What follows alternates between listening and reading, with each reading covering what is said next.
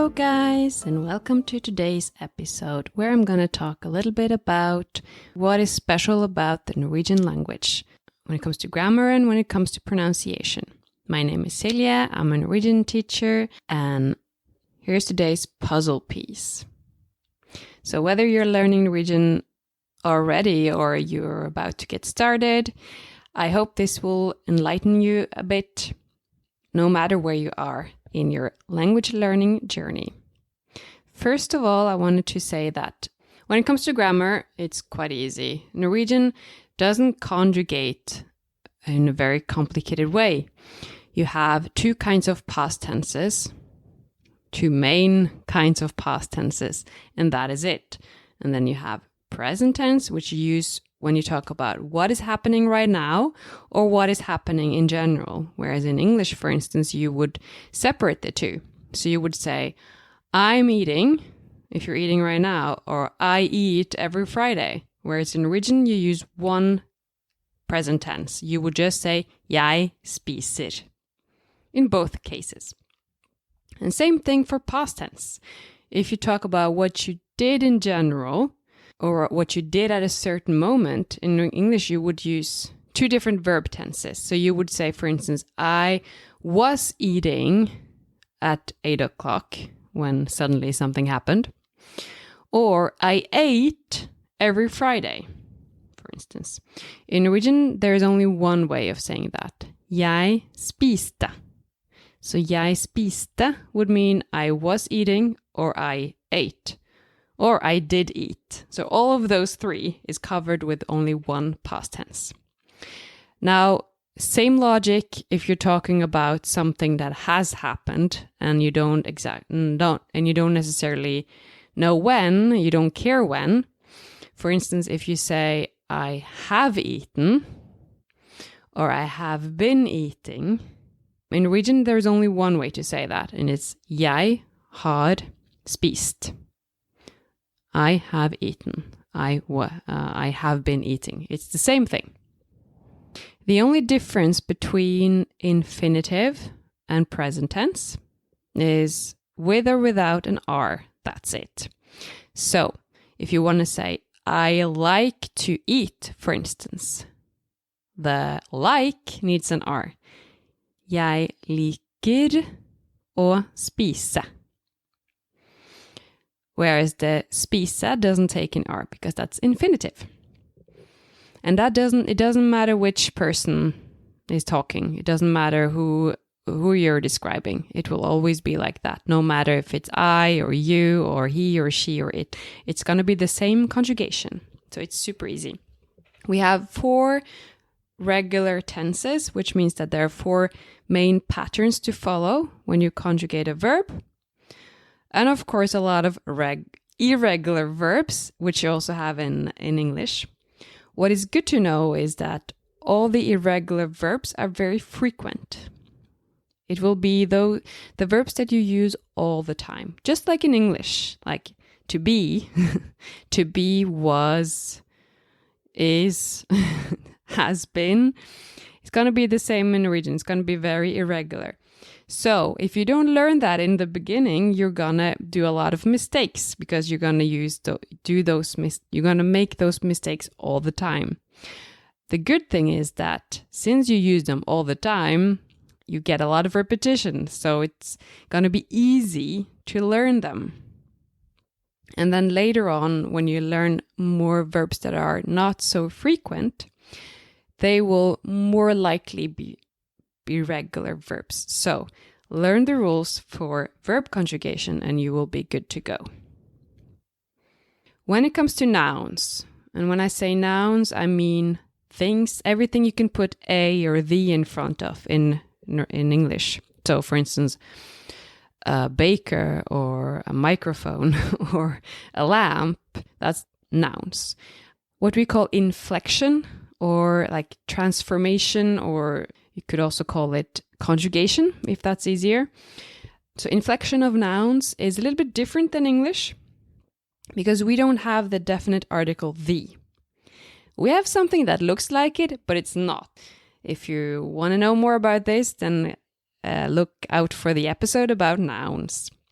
So when we want to say the something, no matter if it's the book or the books, if it's one or more, we do not add a word, the, equivalent of the in front. Instead, we will add the meaning the in the end of the word. So it would be like saying book the in one word and books the. So for instance, maybe book is a bad example because it's irregular. I will choose another one. Cup. So if I want to say a cup, it's en kopp. The cup is koppen. So en for this word would mean the. If I want to say cups, it's kopper. So er is the equivalent of s, cups. And koppene, enne, is the equivalent of the plus s. So the and something you have more of. So that can be a little bit confusing, but you'll get used to it.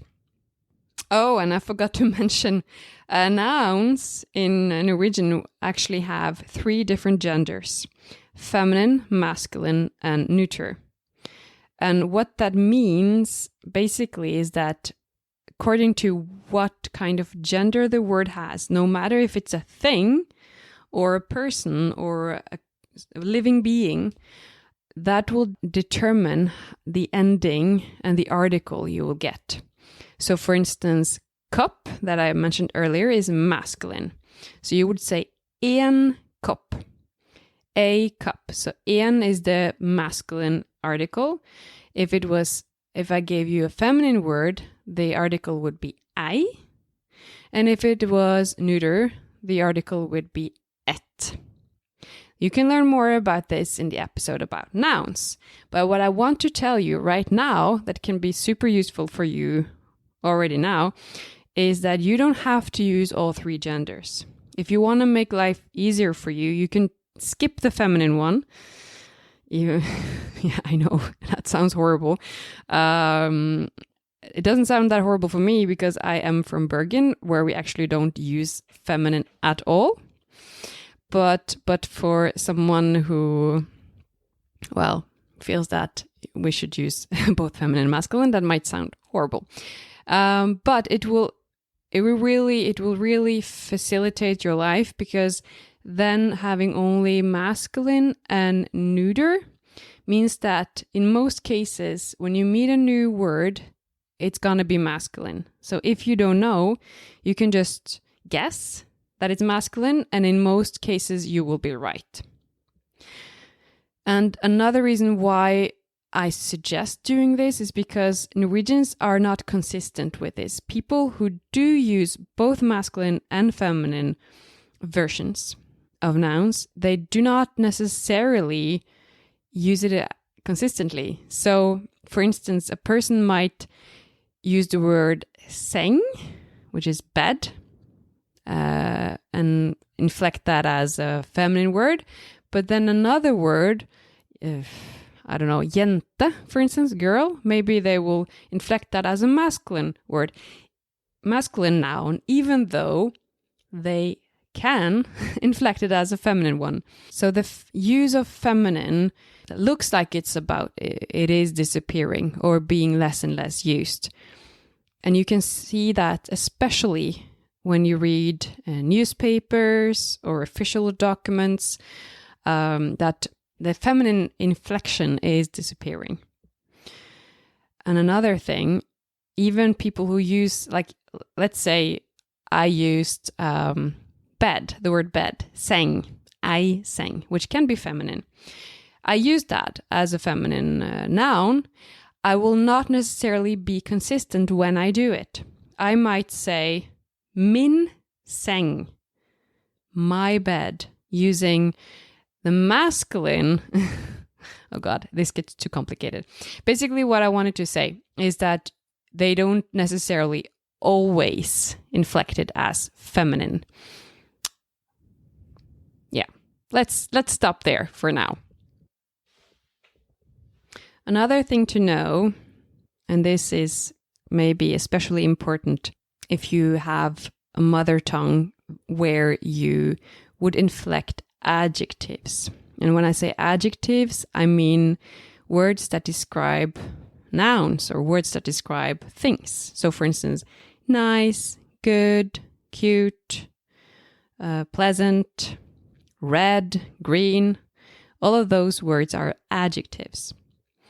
And as you just learned, nouns have genders and adjectives would also change with the gender. But it only changes with the neuter one. It's going to be the same for masculine and feminine nouns. And what I wanted to say is that it changes differently than, for instance, in Latin languages, where you would put an S, for instance, for plural, both on nouns and adjectives. But in Norwegian, it's going to be a different ending for adjectives. So adjective endings are not the same as nouns. And in English, there is no adjective ending. There is no change, no inflection whatsoever. So this is going to be new, and this can be tricky because it will change according to the gender. When you're talking about one thing or singular. And then when I describe things that are plural, it's going to be another ending again. So if I'm saying 2 big books or the big cups, for instance, it's going to have a different ending.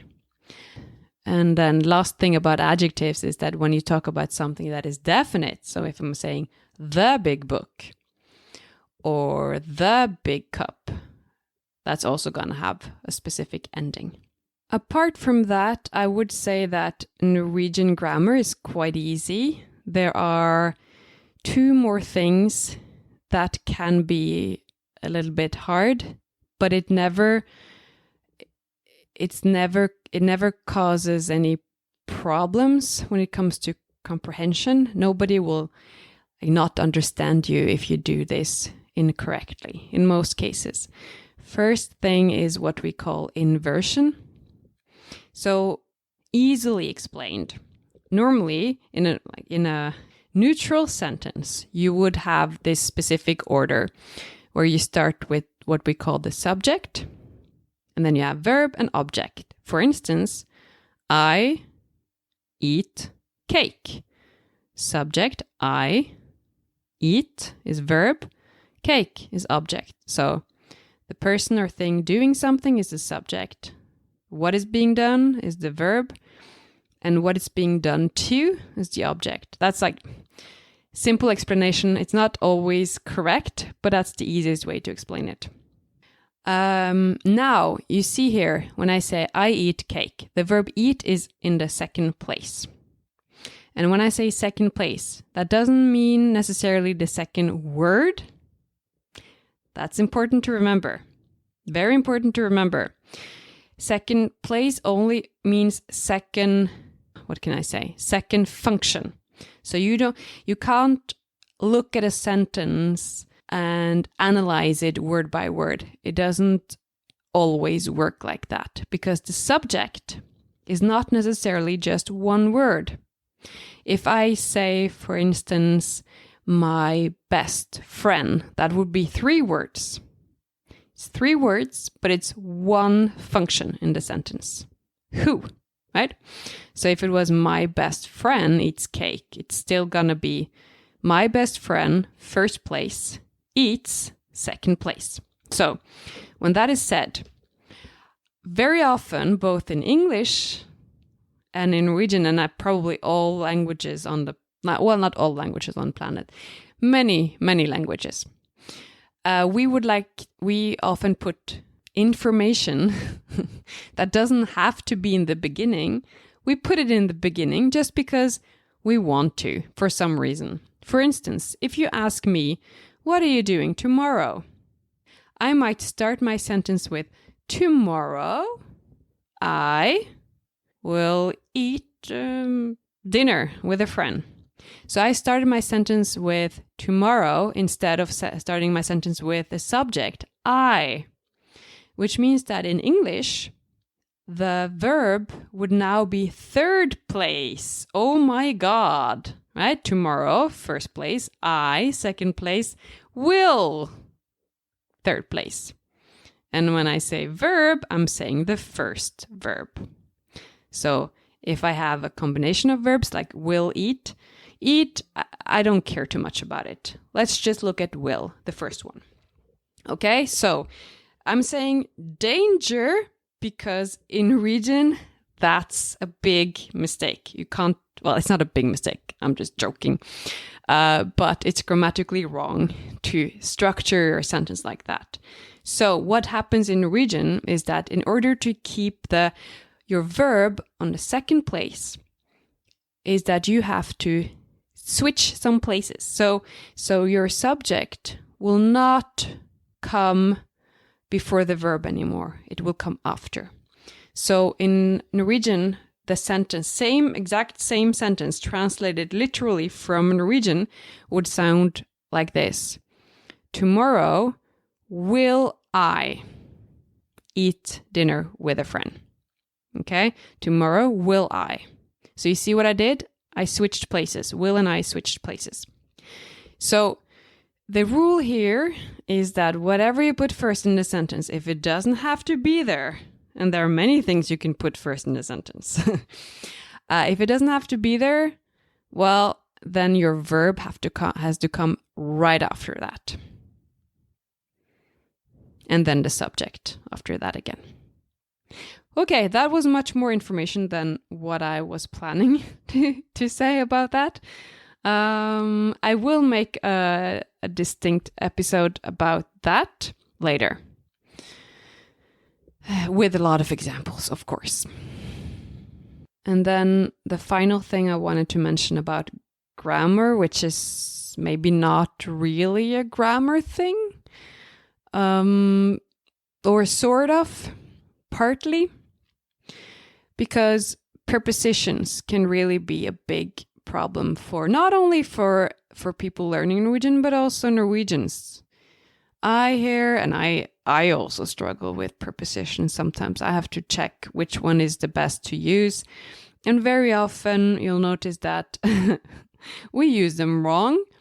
And på, the preposition på, which can be translated sometimes to at or on in English, is used quite often and very often in sentences in context when we don't know which one to use. So that can be good to know. And the prepositions for and till, which are very similar to for and to in English, can sometimes be translated literally from English to Norwegian or the other way around, but very often not. When we're talking about physical location of things, where things are placed, it's quite straightforward to know which one to use. But as soon as we start talking about more abstract things, it gets more complicated. When it comes to time prepositions, it's not going to be the same as in English. Just be prepared for that. You're going to get confused. And you're going to make mistakes and say something else than what you want to say. So pay attention to time prepositions. And then you'll notice that in Norwegian we have a lot of what we call preposition phrases, where you just have to learn which preposition to use. It's not always logical. Sometimes you can find logics, sometimes you can't. And we have also something called particle verbs, which basically are verbs where you add a particle, so a preposition or an adverb. And depending on which one you add, it's going to change the meaning of that verb, maybe to something similar or maybe to something completely different. I will make a separate episode on that as well. Now let's have a quick look on pronunciation. What do you need to know about Norwegian pronunciation? We have some sounds that are different from English. We have 3 additional letters in the alphabet. Æ, Ø, Å. Æ looks like an A plus an E put together, which is a very good letter. Like, it is actually a mix of those 2 letters, pronounced in Norwegian, not pronounced in English. So I will come back to that in a second. Ø is an O with a line through it. And Å is an A with a circle on top of it. Some letters you just have to get used to how they're pronounced, that they're not pronounced the same way as in English. For instance, A, which is A in English, so it's just A. And then E is pronounced E. Yeah, and I, the letter I is pronounced E. J is pronounced Y. Y, yeah. O is pronounced U, which can be a bit tricky, but it is a sound that English speakers have. It's like W, but just pronounced. So, like in what, U, W.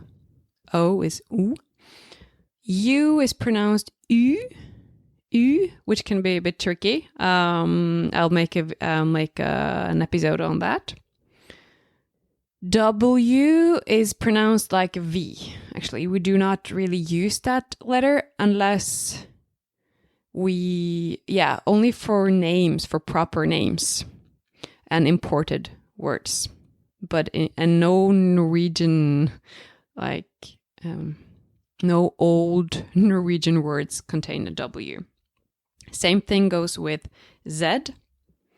We would pronounce it as an S, normal S. And it's also for imported words. And X as well. X would be pronounced X, like K and S together. And I forgot the vowel Y, which is pronounced E, which is different from, which is a sound that doesn't exist in the English language. So the letters that you would need to learn to pronounce are probably the R. There are many variations of R in Norwegian, but the most common one is the rolled one, which is rolled in a particular manner. It's r, r, r. Then you have the Y, which is pronounced E, which is like an I where you don't smile. Yeah, that's tricky. I'll make a podcast episode on that. Then you have the O, pronounced U, the U pronounced U, and then the three final letters, A, O. And also maybe diphthongs, like oi, ow, I, a. But when you master the vowels, then going from one vowel to two vowels combined in a diphthong, then that shouldn't be too big of a problem. Have I forgotten anything? A, B, C, D, E, F, G, H, I, J, or J, K, L, M, N, O, P, Q. Q also. Q, the Q, Norwegian, the English Q, we also only have that for imported words like IQ, EQ. And we pronounce it like Q, Q. R, S, T, U, V, W, X, Y, Z, Æ, Ø, Å. Yeah, that's it. We got it now.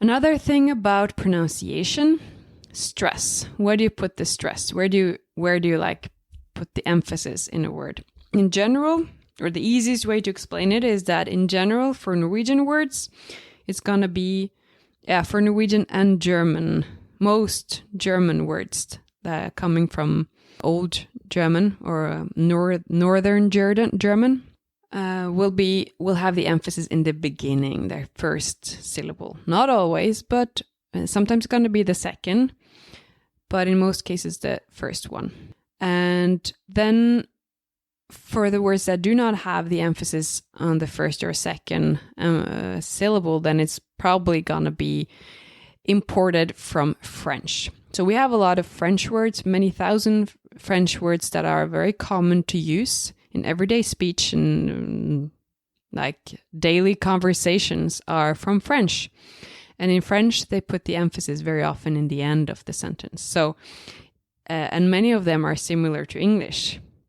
which means that you might want to put the emphasis where you would put it in English, but it's going to be different. And that's the way you'll see that this word has not been taken from English, like restaurant, which means restaurant in English, or departement, department. You see, it's very similar to English, but emphasis is in the end instead of in the beginning of the word. And since you've listened so far, I'm gonna give you a small bonus, which might discourage you a bit. No, I'm just kidding. I'm gonna tell you the reason why it is very hard to get a perfect Norwegian pronunciation. Even though you have something we would call språkøre, or language ear. Or actually, there are two things that make it difficult for foreigners to learn to have a perfect Norwegian pronunciation. First one is compound words. We love to put words together and make what we call compound words. It can be verbs or nouns or adjectives, any kind of word. You'll see that a lot.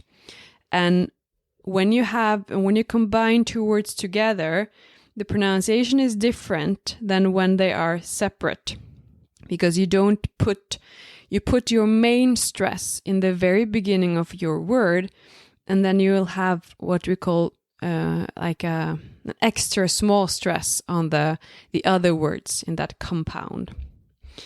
So that's one thing. And the last thing, which is really a hard thing to master, and it's okay if you never master it, but if you're a language nerd and you really want to master it, then that's gonna be like the what we call the the dot over the I, the letter I, or the like the final touch to like really have a perfect pronunciation. I'm not going to encourage you to do that because there's no point to do it. There are even some dialects that don't really have this. And in most cases, it's not going to create any problems when it comes to comprehension. So, but I'm going to tell you what it is. It's called tonems or tones. Norwegian is not really a tone language, but for some words, we do have different tones that will differentiate. Two words that look exactly the same. The only thing that separates them will be the tone. Most of the time, we use the tone called tonem 1. And that is what foreigners master, because that's what they hear most of the time. And when it comes to tonem 2, that's where they start to struggle a little bit, because they don't hear it that often, and maybe they don't really pay attention to it because it's very subtle. I'm going to give you an example of this, and then I will probably make an episode on this, but not right now. It's not my priority. So, are you ready? The typical example is the word for farmers versus beans. So, farmers is tone 1. Bønder. Beans is tonem 2. Bønder. So, essentially, tonem 1 goes a little bit down before it goes up, quite high. Whereas tonem 2 goes deeper down, and then it doesn't go that high up in the end. Whew, okay, that was a lot. I didn't plan to make such a long episode. It was going to be 5 minutes. I'm sorry. And then again, I'm not sorry because you're welcome. I hope this was useful for you. And if this was too much grammar vocabulary, then hopefully the smaller episodes will be easier to grasp.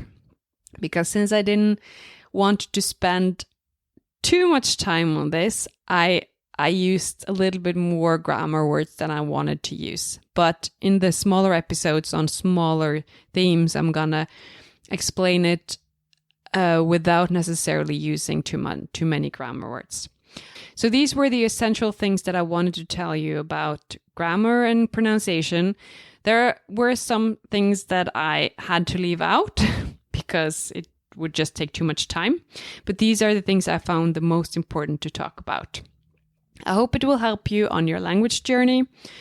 And I look forward to seeing you in the next episode. Take care. Ta vare på deg. Vi høres. Bye.